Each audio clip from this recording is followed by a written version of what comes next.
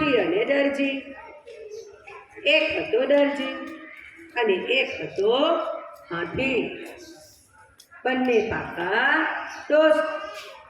દરજીના હાથી બંને પાકા દોસ્ત હતા. દરજી રોજ હાથીભાઈને નવું નવું ખાવાનું આપે. રોજ નવું ખાવાનું એટલે દ્રાક્ષ હોય દ્રાક્ષ આપે, રોટલી આપે, આમ ઘણું બધું ખાવાનું આપે. દરજીની દુકાનમાં હાથી સૂંદમાં પાણી ભરી લાવે અને દરજીની દુકાનના આંગણામાં છાંટે.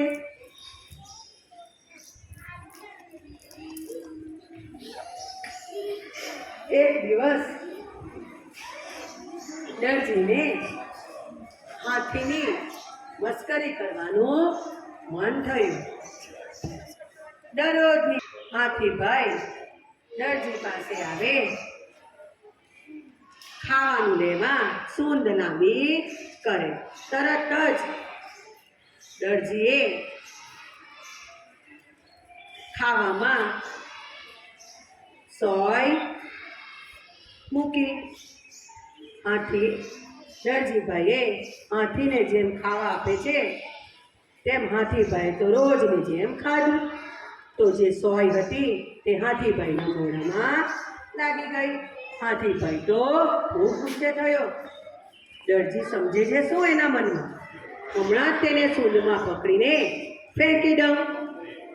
પણ દરજી હાથીનો દોસ્ત હતો, તેણે તેવું કર્યું નહીં. હાથીભાઈ તો નદીએ જાય છે, સૂંદમાં ગંદુ પાણી ભરી લાવે છે. સૂંદ હલાવતા હલાવતા દુકાન પાસે આવે છે. દરજી જ્યાં કપડાં સીવતો હતો ત્યાં નવા કપડાં મૂક્યા હતા.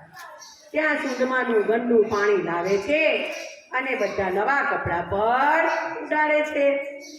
દરજીના બધા જ નવા કપડાં ગંદા થઈ ગયા. દરજીએ પોતે કરેલી મસ્કરી ભોગવવી પડી. મસ્કરી બહુ ભારે પડી. બધા કપડાં નવા હતા તે ગંદા થઈ ગયા. આ વાર્તા પરથી બોધ મળે છે ઘણીવાર મજાક મસ્કરીનું ભારે નુકસાન ભોગવવું પડે છે.